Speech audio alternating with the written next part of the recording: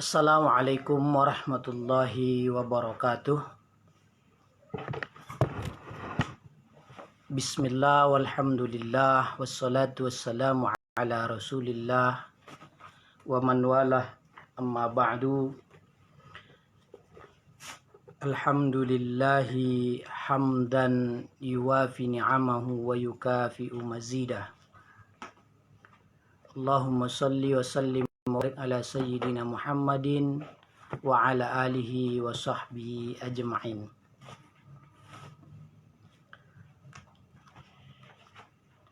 Allahumma ftah lana futuhal arifin.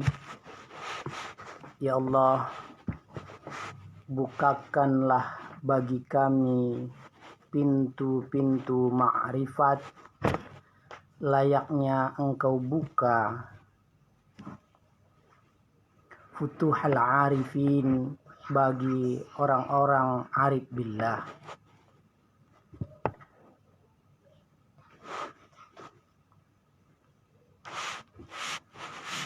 Kepada para sahabat, keluarga di Sontang, Pasaman, di Walinagari Sontang, Kabupaten Pasaman, Sumatera Barat, juga keluarga yang ada di wilayah lain, di Padangri, di Panyabungan, Lumbandolok Kayu Laut, Purba Baru, dan seluruh keluarga yang ada di berbagai wilayah. Juga sahabat-sahabat yang ada di Pondok Pesantren Mustafawiyah Purba Baru, Madinah, di Medan, di Riau, di Malaysia ada saudara Ikhwan Nasution yang mengikuti kajian kita ini dari jauh, Malaysia, negeri tetangga, dan lain-lainnya. Dan khususnya keluarga, sahabat, jamaah yang ada di Jakarta dan sekitarnya, Jawa Barat, Banten, dan sekitarnya. Kita lanjutkan pengajian kita Ihya Ulumuddin. Insyaallah pada momen ini kita akan membaca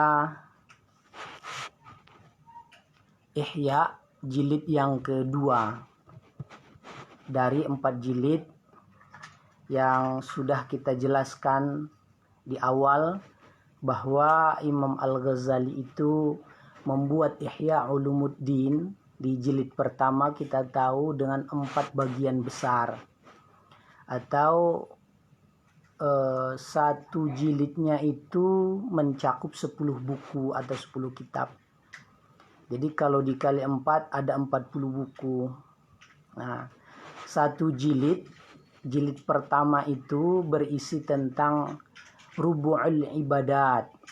Jadi seperempatnya atau 25%-nya itu dari 4 itu adalah rubu'ul ibadat, tentang ibadah, tata cara kita menghamba kepada Allah. Biasa saya istilahkan rahasia ibadah kepada Allah.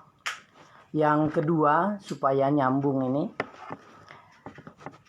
adalah di jilid kedua ini tentang muamalat, hubungan sosial masyarakat kita.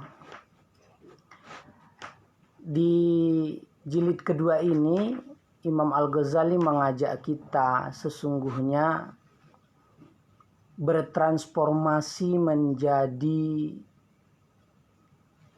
manusia sosial. Apa itu manusia sosial? Manusia yang muamalatnya baik, sosialnya baik. Nah, yang diilhami dari ibadah di jilid pertama. Nah, jadi ada kesinambungan ya, jilid 1, jilid 2. Di jilid 3 baru kita akan berbicara tentang penyakit-penyakit hati, bagaimana cara mengobatinya. Nah, di jilid yang keempat Di jilid keempat itu baru kita akan berbicara tentang rubu'ul munjiat, munajat cinta, amal hati, bagaimana nanti ikhlas, bagaimana nanti ridho, bagaimana nanti mahabbah, cinta kepada Allah.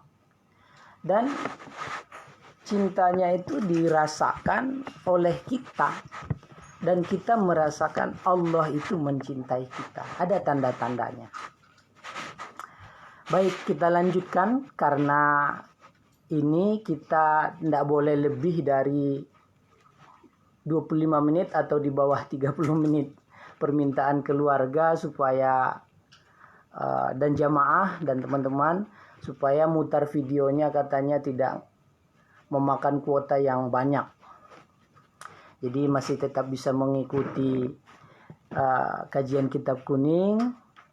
Kemudian metode tematiknya itu dapat kesimpulannya. Nah, tapi dengan biaya yang cukup praktis dan menghibur. Ini kan bagian dari nostalgia kita di Pondok Pesantren Mustofawiyah Purwobaru. Sebelumnya kita bacakan dulu suratul Fatihah satu kali kepada guru-guru kita di Pondok Pesantren Mustofawiyah Purwobaru, terutama bagi Ayahanda Syekh Haji Mahmudin Pasaribu, Ayahanda Syekh Haji Umar Bakri Lubis, dan guru-guru kita yang lainnya semuanya. Syekh Haji Ibrahim, Tuan Tarutung, kemudian Syekh Abdul Halim Khatib, Tuan Naposo, kemudian Syekh Mustafa Hussein, dan guru-guru yang lainnya. Dan juga orang tua kita, guru kita yang masih hidup, di antaranya guru-guru senior kita yang kita sayangi dan hormati Al-Mukarram, Ayahanda Kiai Haji Ardabili Batubara, Ayahanda Nurhanuddin Pagaran Tonga, Ayah Nurdin, Ayah Amir, Raisul Muallimin, dan semuanya tidak dapat disebutkan satu persatu, namun tidak mengurangi mahabbah dan ta'zim kita. Ila hadratin Nabi Mustafa Muhammad Rasulullah sallallahu alaihi wasallam wa ala alihi wa ashabihi wa zurriyyatihi wa qarabatihi wa ali baitihi ajma'in wa li kafatil anbiya'i wal mursalin wa lil awliya'i wal ulama'i wash syuhada'i was salihin wa li walidina khususan ya Allah wa li muallifi hadzal kitab Al-Imam Al-Ghazali, Abi Hamid Muhammad bin Muhammad Al-Ghazali, dan seluruh niat-niat yang baik dari kita semua, keluarga kita. Al-Fatihah. A'udzubillahi minasyaitonirrajim. Bismillahirrahmanirrahim. Alhamdulillahi rabbil alamin arrahmanirrahim maliki yaumiddin iyyaka na'budu wa iyyaka nasta'in ihdinas siratal mustaqim siratal ladzina an'amta 'alaihim ghairil maghdubi 'alaihim waladdallin. Amin. Tema kita hari ini adalah sesuai dengan ayat yang dikutip oleh Imam Al-Ghazali dalam Quran surat Al-Mu'minun, surat yang ke-23 ayat 51. Singkatnya, a'udzubillahi minasyaitonirrajim, bismillahirrahmanirrahim. Kulu minat thayyibati wa'amalu shalihan. Konsumsi makanan halal berdampak amal saleh. Ini kita sampaikan kesimpulannya dulu, bahwa di ayat ini minimal kita melihat ada keterkaitan antara konsumsi makanan halal dan amal saleh. Amal saleh itu segala amal yang baik, kreatif, berpikir positif atau positive thinking, kemudian bekerja keras, sopan santun, kesungguhan dalam belajar, sungguh-sungguh menuntut ilmu, mencari ilmu, mudah senyum, berpakaian sopan, dan semua hal baik. Itu amal saleh. Jadi amal saleh itu muncul dari pertama dari tema kita ini, ya akan muncul, akan mudah kita mengerjakan kebaikan-kebaikan tatkala apa yang kita konsumsi, makanan dan minuman itu adalah berasal dari sumber yang halal. Itu akan memudahkan kita untuk ringan melaksanakan sholat, ringan berbagi, bersedekah, ringan belajar, mencari ilmu, mengikuti majelis, dan seterusnya. Ternyata ada dampaknya. Nah, jadi kaitan atau kesimpulan dari ayat ini, kulu minat thayyibati wa'malu salihan. Lihat, perintah Allah itu kulu, konsumsilah makanan minat thayyibati, yang baik. Thayyibat itu halalan thayyiban mubarakah. Halal, thayyiban, gizi seimbang, gizinya cukup, kemudian mubarakah, penuh keberkahan. Jadi kalau ikan asin melulu bagaimananya? Itu unsur thayyibnya itu kurang. Jadi harus seimbang. Apa yang seimbang? 4 sehat 5 sempurna lah. Ada unsur daging, ada unsur sayur, ada unsur buah, kemudian protein dan lain-lainnya. 4 sehat 5 sempurna itu. Dari ayat ini kita belajar penekanannya, ternyata konsumsi yang halal, makanan minuman itu akan berdampak pada manusia mudah dalam melakukan amal saleh. Baik sosialnya kepada manusia, sopan santun, bertutur kata. Nah, bertutur kata ini kan bagian dari satu hal yang sangat urgent dan penting saat ini. Kita mendengar ada anak-anak yang ngomongnya sembarangan. Aduh, hancur-hancuran. Saya pernah beberapa kali cerita itu di beberapa taklim dan tempat itu. Ada 2 anak berjalan bawa bola. Terus lewat di dekat saya. Ngomong ke temannya. Nah, nggak dilanjutin. Terus saya panggil sini. Kamu ngomong ke temanmu, emang temanmu itu hewan ya? Maaf pak. Sampai segitu. Ternyata unsur itu juga dipengaruhi dari konsumsi makanan yang halal. Itu yang kita pelajari dari ayat ini. Kemudian di ayat lain juga kita ingat, misalnya di surat Al-Asri itu. Wal asri innal insana lafi khusrin illa alladzina amanu wa amilus solihat wa tawasaw bil haqqi wa tawasaw bis sabri. Yang digarisbawahi adalah illalladzina amanu wa amilus solihat.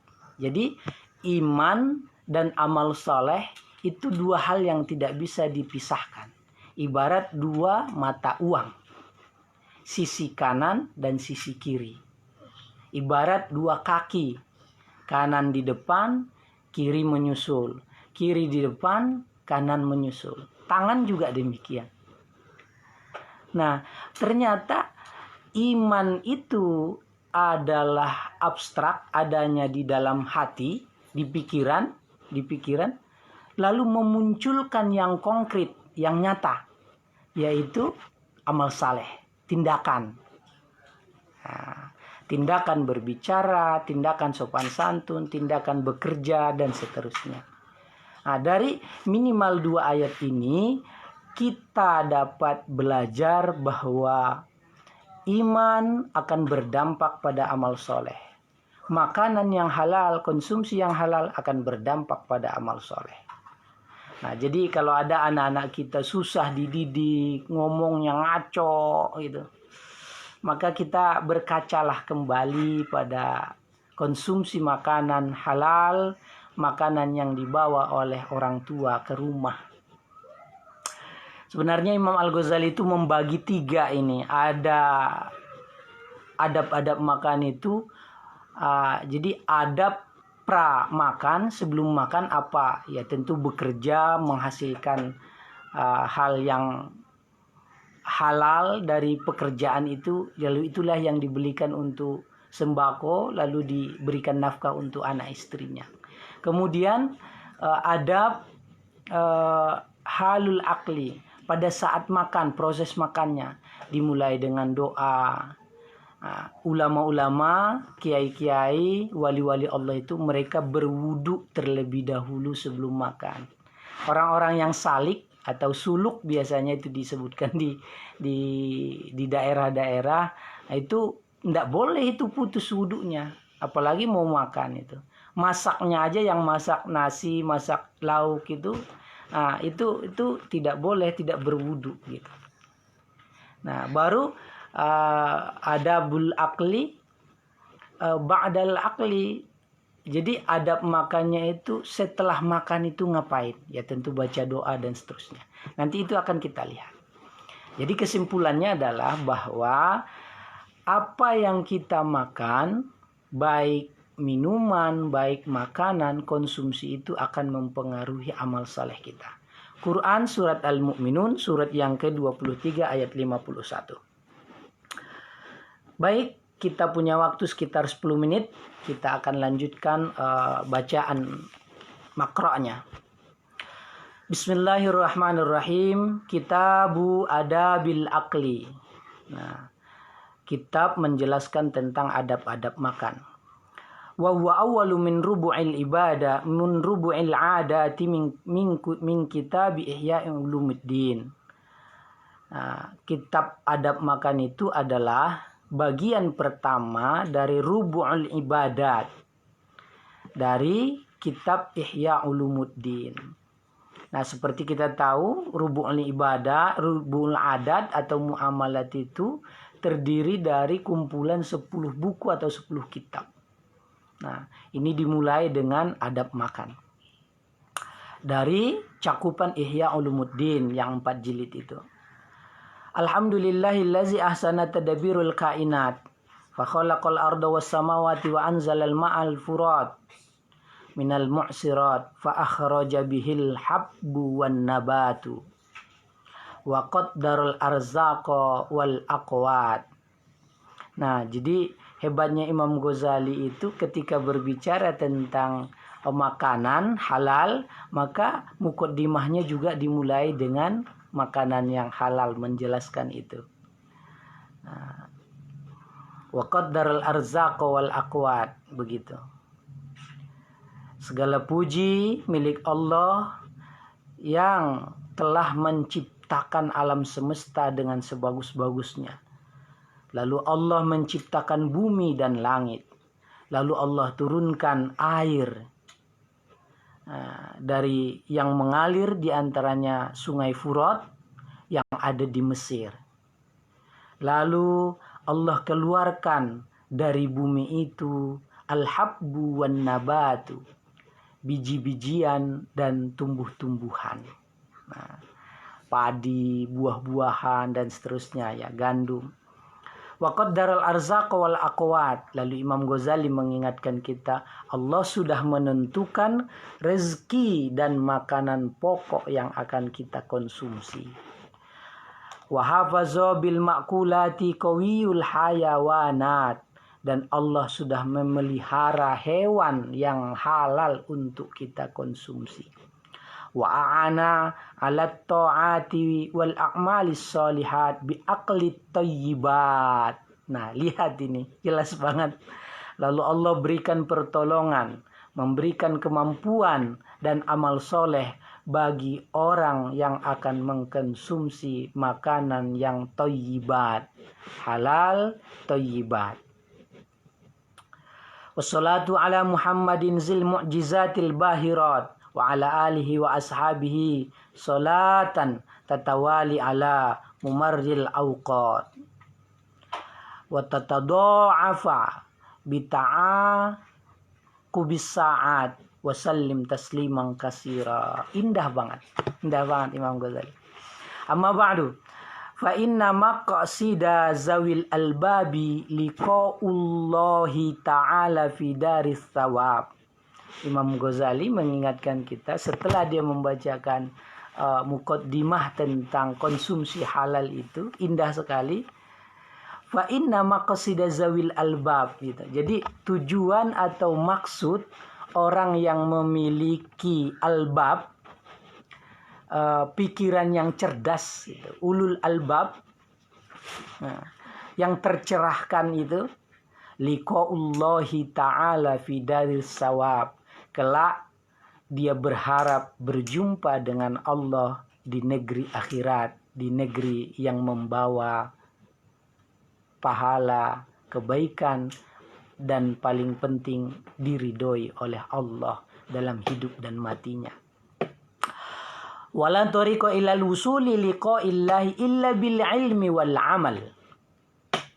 Tidak ada jalan untuk sampai kepada Allah, bertemu dengan Allah, kecuali dua hal, dengan ilmu dan amal.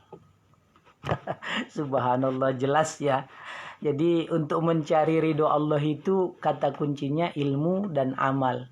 Untuk mencari rezeki yang halal itu thayyiban, halalan thayyiban mubarakan fih. Kan begitu di dalam doa-doa yang kita panjatkan itu. Ya, harus pakai ilmu dan pakai amal. Amal itu pekerjaan. Amal yang berkaitan dengan ibadah kepada Allah itu amal akhirat. Amal yang berkaitan dengan amal di dunia, bekerja di kantor, ngajar di sekolah, bertukang, sebagai koki, sebagai dosen, sebagai apa lagi itu, muhandis. Apa itu muhandis itu? Insinyur, kontraktor, dan lain-lain itu. Jadi unsur halalnya sangat diperhatikan. Di situ ada ilmu dan amal. Wala tumakkinul muwazabati alaihima illa bisalamatil badan. Tidak mungkin kita itu bisa memiliki ilmu dan amal sehingga kita bisa berjumpa dengan Allah kecuali badannya sehat, pikirannya sehat. Kan ada istilah tuh dalam apa namanya itu, istilah yang kita pelajari di sekolah itu, di dalam badan yang sehat terdapat jiwa yang kuat. Nah ini maksudnya nih. Gak mungkin kita akan mencapai ilmu dan amal berjumpa dengan Allah kalau badannya tidak sehat. Nah, wala tasbu salamatal badan, gak mungkin kita badannya sehat illa bil at'imati wal aqwat, kecuali mengkonsumsi makanan dan aqwat, makanan-makanan pokok. Nah, jadi urutannya jelas. Untuk bisa bertemu dengan Allah itu bisa dicapai dengan ilmu dan amal. Untuk bisa mencapai ilmu dan amal, maka kita harus mengkonsumsi makanan yang halal, thayyibat. Nah, seperti ayat tadi kan, kulu minat thayyibati wa amalu sholihan. Mengkonsumsi makanan, minuman yang halal itu berdampak pada amal soleh. Wattanawuli minha biqadaril hajati ala takarruril awqat. Jadi untuk memenuhi hajat kita itu, ya kita harus bersungguh-sungguh menggunakan waktu. Famin hazal wajhi qala ba'du salafus salihin innal aqla minad din. Karena itulah pendapat ini dikuatkan oleh ulama-ulama salaf, mereka orang-orang saleh, orang-orang yang arif billah itu, innal aqla minad din. Memakan makanan yang halal, memakan makanan yang halal itu, memakan makanan yang halal itu adalah adalah bagian dari dinul Islam. Itu ajaran pokok dalam Islam gitu. Itu yang pertama dulu. Wa alaihi nabbaha rabbul alamin, karena itulah diingatkan oleh Rabbul Alamin. Siapa tuh Rabbul Alamin? Ya Allah, alhamdulillahi Rabbil Alamin. Ya, ini terima kasih nih ada yang mengikuti siaran langsung ini udah perlaungan dari Wali Nagari Sontang. Assalamualaikum udah. Waalaikumsalam. Ini ya baik. Kita lanjutkan. Indah banget ini dunia online ini, kita dipermudah itu. Satu di timur, satu di barat, satu di kampung, satu di Jakarta. Luar biasa. Kembali ke topik ya. Untuk makanan yang halal itu berdampak pada amal soleh kita. Sederhananya apa? Kok anak saya susah ya Pak Ustadz ya? Susah belajarnya, susah sholatnya. Aduh susah banget ngajar sopan santunnya katanya. Nah, maka ingatlah bahwa tengok kembali rezeki makanan dan minuman yang kita berikan sebagai makanan pokok di rumah. Nah, rezekinya itu ada dua jenis. Pertama, dari unsur makanannya, memang unsur makanan itu halal, jenis makanannya halal. Atau yang kedua itu, makanan itu dihasilkan dari pekerjaan atau proyek yang halal. Begitu. Itu penting, dua-duanya itu penting. Nah, biqaulihi ta'ala wa huwa asdaqul qailin, firman Allah Subhanahu wa taala yaitu Al-Qur'an, asdaqul qailin itu adalah asdaqul qailin itu apa namanya? Ucapan yang paling benar, perkataan yang paling benar. Nah, itu ayat yang kita baca tadi di awal dalam kesimpulan Quran surat Al-Mu'minun surat 23 ayat 51. Kelengkapan ayatnya itu sesungguhnya adalah ya ayyuhar rasulu kulu minat thayyibati wa'malu sholihan inni bima ta'maluna alim. Nah, luar biasa ini. Jadi perintah pertama untuk mengkonsumsi makanan yang halal itu adalah para nabi dan rasul. Setelah dicontohkan para nabi dan rasul, baru itu berlaku untuk umat manusia, untuk umatnya nabi. Ya ayyuhar rasul, wahai para rasul dan nabi, makanlah, konsumsilah makanan yang thayyibat. Thayyibat itu kan bahasa Arab ya, thayyib. Itu mencakup makna halal, kalau di bahasa Indonesia kan. Kemudian thayyibat itu gizi seimbang, gizi cukup. Ini gizi cukup ya udah sama maklum lah, saya nggak perlu jelasin lagi. Nanti ada cerita ikan asin, ada cerita bolut gitu kan. Kemudian yang ketiga adalah barakah. Berkah itu ziyadatul khair ba'dal khair. Jadi unsur kebaikannya, kualitas kebaikannya selalu bertambah. Wa'malu sholihan, dan beramallah kreatif, beramallah amal soleh. Bekerjalah dengan sungguh-sungguh. Berpikirlah dengan yang terbaik. Nah, jadi amal soleh itu makna yang sangat umum, universal. Nah, tapi dari ayat ini kita simpulkan, inni bima ta'maluna alim, kata Allah, sesungguhnya aku mengetahui apapun yang kalian lakukan. Jadi Allah melihat kita, Allah tahu apa yang ada dalam pikiran dan isi hati kita, dan Allah dengar apa yang kita ucapkan. Ini syahdu sekali ya.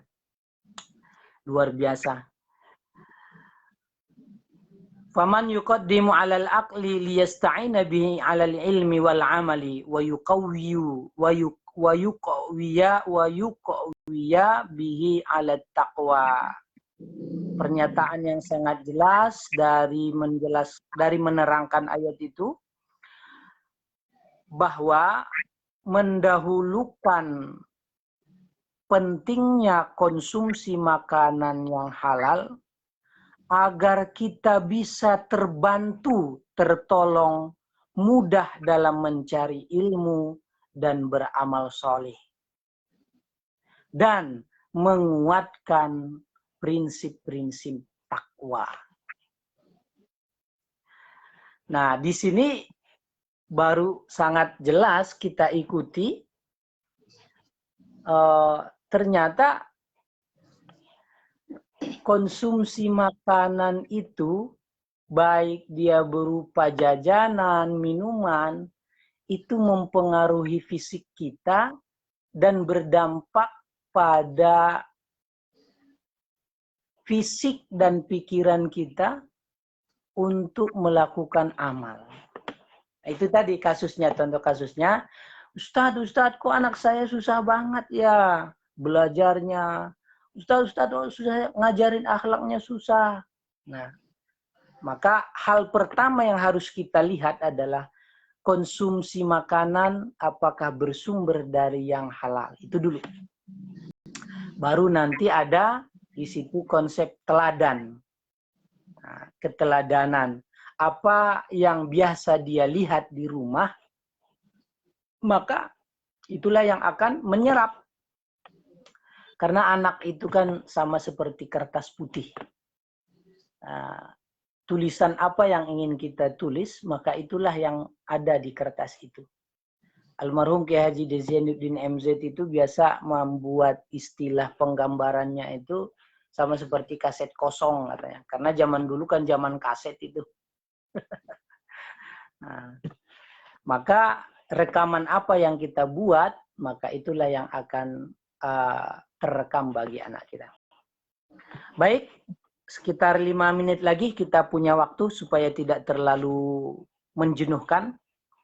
Bagi yang ingin ngopi sambil minum ya nggak apa-apa. Namanya ngaji itu dibuat nyaman. Fala yang bagi ayat turka nafsuhu muhmalan sadda. Yastarsilu fil aqli istirsalal bahaim fil mar'a. Fa inna ma huwa zari'ati ilad dini wa wasilati ilaihi. Singkatnya, jangan membuat diri kita itu kosong sehingga tidak bisa memilih dan memilah makanan, buah-buahan, hewan yang bisa dimakan atau tidak. Karena apa yang kita makan itu ma huwa zari'atu ilad dini wa wasilati ilaihi adalah berpengaruh bagi pemahaman kita atau keagamaan kita. Jadi makanan itu berpengaruh bagi prinsip agama manusia. Wa wasilatin ilaihi, dan itulah yang akan menjadi penolong wasilah untuk kita berbuat, untuk kita beramal.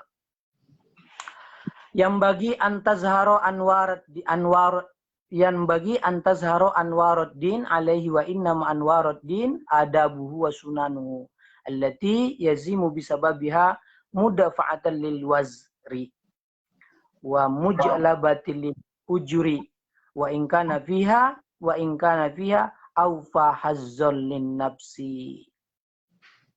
Qala sallallahu alaihi wasallam, sesungguhnya Nabi Muhammad Sallallahu Alaihi Wasallam menyampaikan dalam riwayat hadis yang diriwayatkan oleh Sa'ad bin Abi Waqqas. Itu satu di antara sahabat Nabi yang terkemuka. Apa kata Nabi? Innar rajula la yujaru hatta fil luqmati yarfa'uha ila faihi wa ila fimra'atihi. Sesungguhnya seorang manusia itu diberi balasan pahala bahkan sampai pada suapan-suapan pertama. Jadi makan kita kan nyuap nih 1, 2.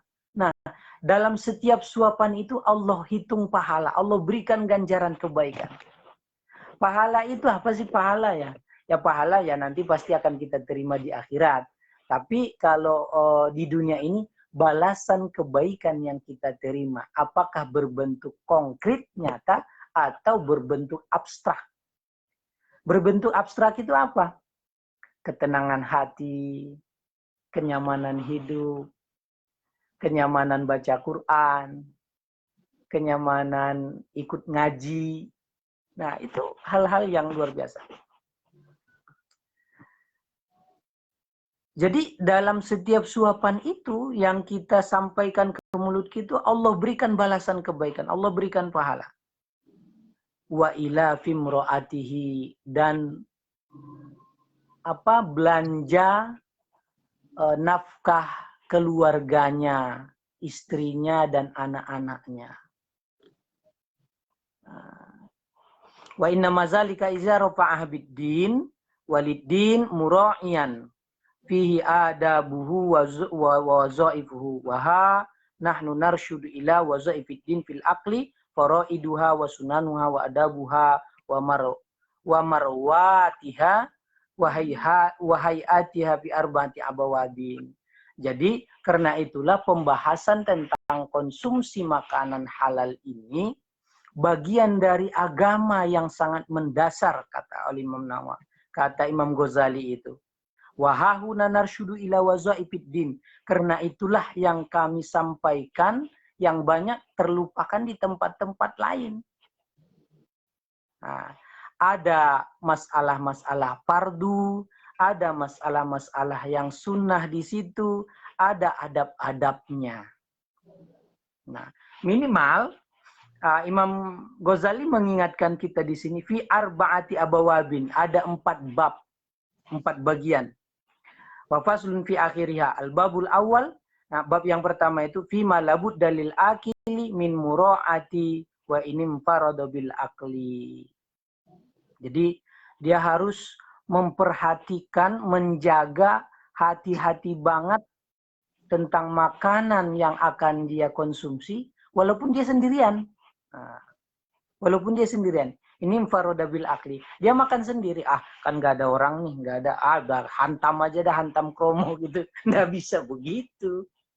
Nah, baru yang kedua, fima yazidu minal adabi bisa babil ijtima'i alal akli. Adab-adab yang disebabkan kita makan bareng yang lain. Jadi makan bersama. Ada adabnya. Kemudian yang ketiga, al-babus salis fima yahussu taqdimut ta'am ila ikhwaniz zairin. Mendahulukan makanan kepada teman kita. Jadi kalau makan bareng-bareng itu ada bab tertentu supaya nggak congok sendirian gitu kira-kira. Apa itu nggak congok? Bahasa daerah ya.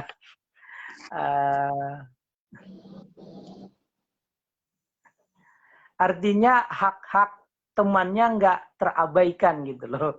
Apa yang ada di depannya maka itulah yang dinikmati. Nggak rakus. Nggak rakus. Biasa saja. Kemudian yang keempat, fima yahussu ad-da'watu wad-diyafatu wa asbahiha. Khusus dimulai dengan doa, ditutup dengan doa, kemudian bagaimana memuliakan tamu saat makan, saat minum. Nah, ini jangan sampai kejadian seperti halak kita kan.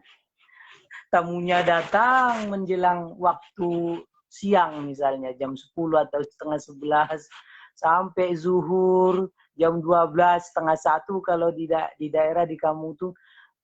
Jadi tamunya cepat-cepat pulang. Kenapa? Karena kelaparan. Akhirnya dia keluar dulu kemana, baru langsung pulang. Itu jangan sampai. Ini yang diingatkan oleh Al-Ghazali bagi kita. Dan hal-hal yang berkaitan dengan itu.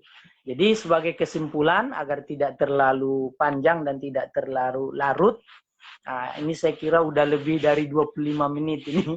Tapi mudah-mudahan kita terus berusaha supaya lebih baik lagi. Dan teman-teman juga bisa menikmati ngaji Ihya ini. Kesimpulannya adalah bahwa pada bagian ini Quran surat Al-Mu'minun surat 23 ayat 51, makanan konsumsi yang halal akan berdampak pada amal soleh kita. Apakah seseorang itu mudah mengerjakan amal soleh dengan sholat, baca Quran, rajin ngaji, dan seterusnya itu, atau akhlaknya baik dalam ucapannya, itu sangat bergantung pertama pada konsumsi makanan yang kita makan atau kita minum. Saya kira itu sebagai kesimpulan. Nanti di pertemuan lain, insya Allah kita bisa lanjutkan. Mungkin kalau udah ada pertanyaan 1 atau 2, kita bisa ngobrol-ngobrol ya 2-3 menit. Kayaknya enggak ada, masih itu. Ya. Udah pas ya. Baik, nanti teman-teman juga jika ada pertanyaan bisa di chat, nanti kalau tidak dijawab sekarang bisa kita jawab di pertemuan berikutnya. Ini kayaknya si Ramadan Harahap ini. Ada yang sedang menonton gitu. Apa masuk ini? Ramadan Harahap, nggak tahu dah. Ini mohon maaf kita nggak apa-apa ya, kita bahasa Indonesia ya, bahasa campur-campur lah. Never mind. Iya. Supaya teman-teman yang di di Jakarta atau di tempat lain juga bisa menyimak. Di sini kan ada teman-teman yang Betawi, ada yang Sunda, ada yang saya kesulitan mengikuti kajian-kajian ulama-ulama Jawa itu karena semua bahasa Jawa. Tapi nggak apa-apa, pelan-pelan nanti dikit-dikit bisa juga kali bahasa Jawa. Baik, kalau tidak ada pertanyaan, itulah kesimpulan yang dapat kita pelajari. Insya Allah nanti ngaji fikihnya itu kita ganti di Sabtu subuh dari 5:30 sampai dengan jam 6 kira-kira. Awalnya kan digabungin nih di sini di di ngaji Ihya dan fikih gitu supaya berbarengan. Tapi karena waktu dan pembahasan ini gabung juga nih Ustadz dari Riau ini. Ustadz Fadli Hashim udah mau tutup. Assalamualaikum ya Syekh. Waalaikumsalam warahmatullahi wabarakatuh. Nostalgia ya. Nah, insya Allah kita manfaat dan rasa-rasanya banyak ketenangan, banyak hal yang di luar dugaan kita dengan ngaji Ihya ini dan ngaji I'anah ini.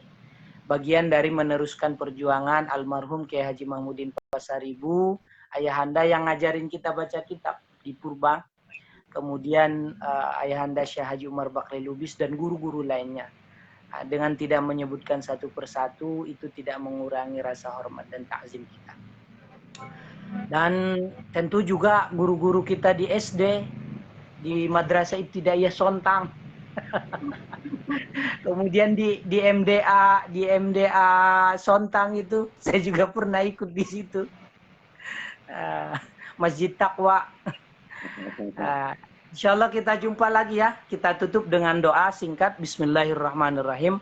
Allahumma inni istauda'naka ma qara'na wa ma sami'na wa ma hafizna wa ma 'allimna faradudna ilaina inda hajati ilaih.